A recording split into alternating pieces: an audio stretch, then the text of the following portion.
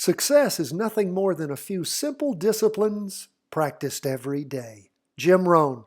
My friends, our few simple disciplines only take 10 to 15 minutes. That is following the stock charts, filling out your daily market worksheet. If you're listening to this broadcast, it would be the weekly market worksheet because this is the weekly market review and forecast. Those worksheets I'm speaking of are in your show notes every day. If you're not getting those show notes, then go to chartingwealth.com, put in your name, email address, sign up for our daily reviews and our once-a-week review and forecast, and boom, you'll receive all of it for free.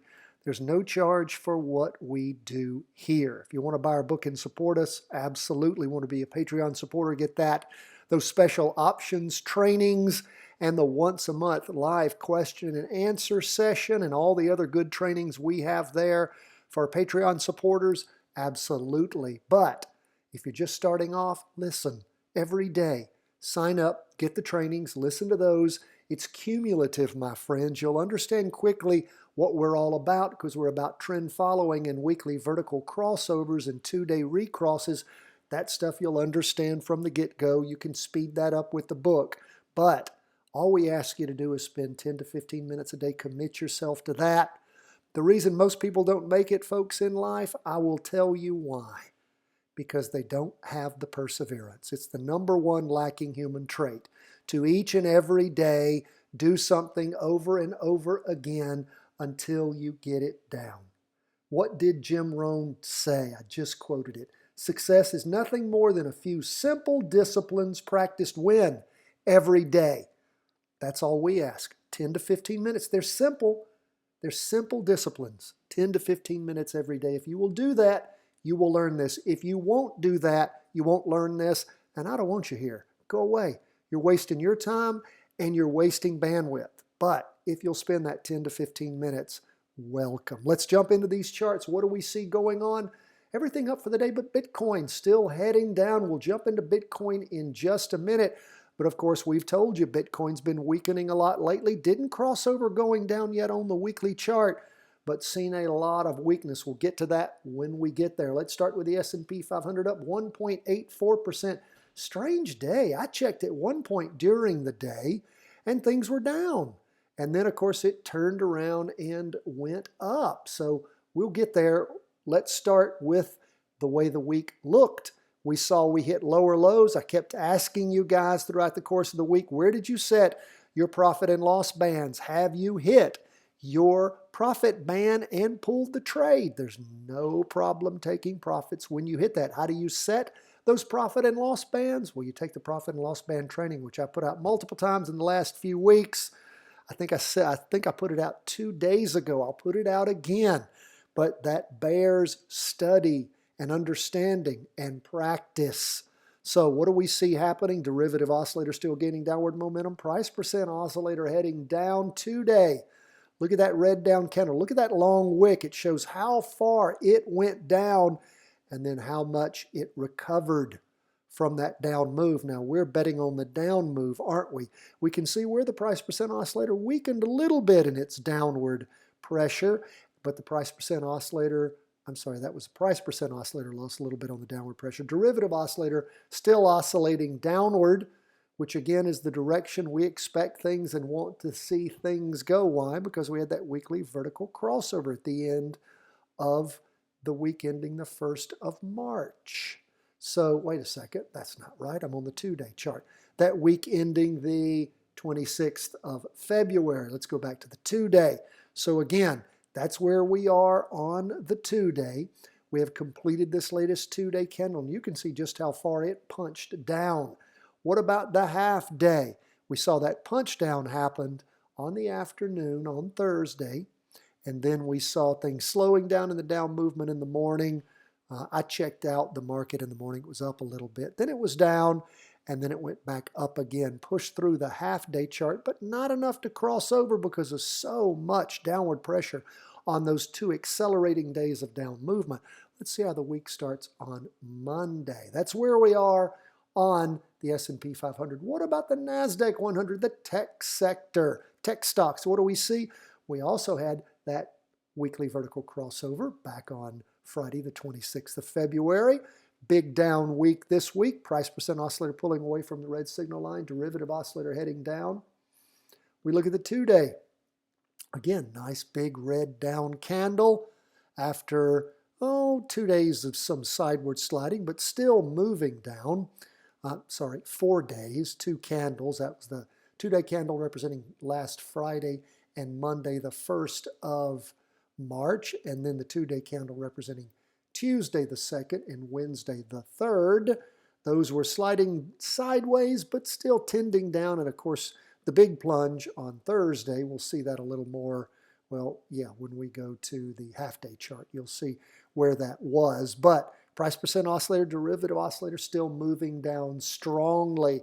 What do we see? There's where in the afternoon on Thursday we had the real downward hit. But you know what? Check that out.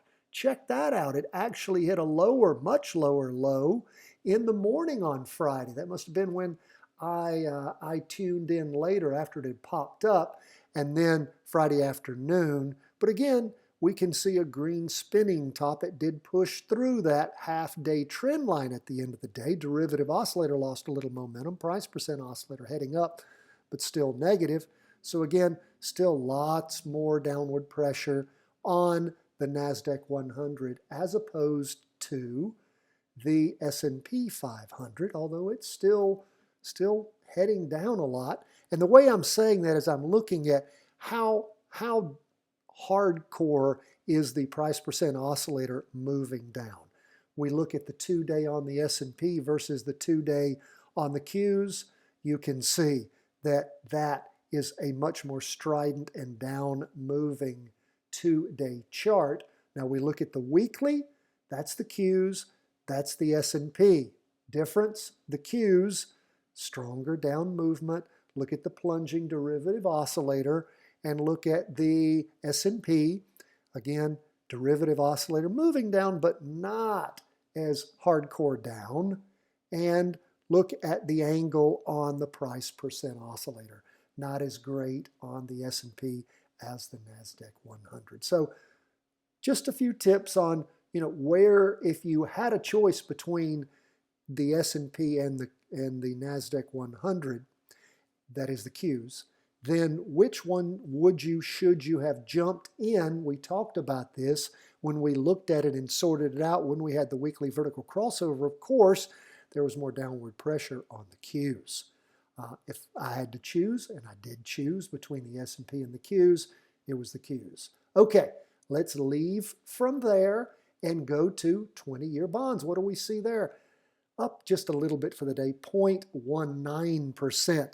Again, still downward pressure, but pay attention to this. Look, this week, even though it was a down week, we didn't hit the low we hit in the prior week ending February the 26th. Derivative oscillator still heading down, price percent oscillator still going down, but pay attention to that. Look at the 2-day. Now again, you can see it on the 2-day also. When the 2-day plunged back on Wednesday and Thursday of last week, that was the 24th and 25th of February. And then we had things slide sideways on the next 2-day candle ending the 1st of March. And then again, moving again down the last 4 days, but not as strong. We see that in the derivative oscillator losing downward momentum, and also the price percent oscillator not heading down at the same strong angle that ended on the 25th, but losing some of that strong down movement. So we're just paying attention, just noting that for the record. What do we see on the half-day chart? We see that price percent oscillator bouncing off the red signal line, not crossing, not hitting that lower low back in the afternoon on last Thursday, the 25th of February. So just watch, see where things are. Things could be bottoming out in bonds. They could start recovering. Have you taken your profits in bonds? Are you still waiting? Well, again, do your work your plan, and follow the parameters you set up before you ever enter a trade. You know what it is you want to make on your profit, and you know what your loss parameters are for pulling the trade if things don't go your way. That's where we are on bonds. Now we go to gold. What's up with gold? Up 0.06%, just barely. the smallest up we saw for the day. So again, that pressure still down on gold, derivative oscillator heading down, price percent oscillator heading down, big red down candle, lower low for the week. What do we see on the 2-day chart? Still spiking down, lower low on the 2-day, moving right down that three candle trend line. We always want to see 3 or more candles. Anybody can connect 2 candles. We want to see 3 candles or more. That's beautiful. Price percent oscillator spiking down, derivative oscillator continuing to move down. Half day, that's where we see where things have slowed down on Friday. So pay attention. Just continue to watch. Continue to pay attention.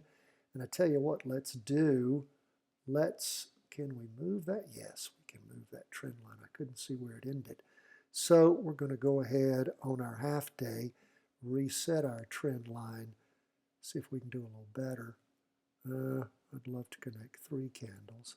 Let's see. There we go. That's pretty good. We can see where we're really pushing that trend line at the end of the day, but it's connecting really about 3 days there, so that's pretty good. Price percent oscillator flattening, derivative oscillator continuing to lose downward momentum. That's where we are on our 4 big charts. So, hope you've been filling out your weekly market worksheet. And of course, whenever you're in a trade, you fill out that trade worksheet. Let's look at the Bitcoin chart. What do we see there? Well, we see where Bitcoin spiked. We saw it spike up there the week ending the 19th. The 19th of February. Things started slowing down after that. This week, the weakest week we've seen in a while. Simply a small red candle, and again, that's an open box red candle, slow down in the down movement. Price percent oscillator still positive, but getting closer to crossing over, going down. Derivative oscillator, second week gaining downward momentum. Go to the the 2-day chart rather. We had that 2-day crossover going down back on Monday of this week, the 1st of March, continuing to pull away the price percent oscillator from the red signal line, derivative oscillator gaining downward momentum, red spinning top ending the week. So again, not in Bitcoin practice trades right now, of course, heading down. What do we see on the half-day chart? Again, we can see where things have been, they dropped down really hard in the morning on Tuesday the 23rd and in the afternoon, sort of settled down and then plunged down again on Friday the 26th. And again, the way the Bitcoin prices come in, I'm not saying let's just look at it for the day. What we saw happen was a plunge down on the 23rd, Tuesday. We saw a plunge down on Friday the 26th. Things sliding sideways, moving up okay on Wednesday, and then on Thursday just sort of rolling over as things did on Friday. Derivative oscillator still negative, never became green during that whole time. Price percent oscillator remaining negative, still heading down. So Bitcoin not recovering yet. What we would expect at some point, maybe it will happen at some point. You'll see the half-day chart roll over going up. It will then pull the 2-day into a 2-day recross, and if the weekly hasn't crossed over going down, then we could have a 2-day recross for a jumping in point going up, or that weekly is going to cross over going down, and we'll just have a hard ride down on Bitcoin for a while. We'll wait and see.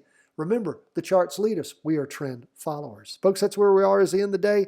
We so appreciate all of you being with us. 10 to 15 minutes a day, that's all we ask. Buy the book, be a Patreon supporter. God bless. All the best from the whole team at Charting Wealth World Headquarters.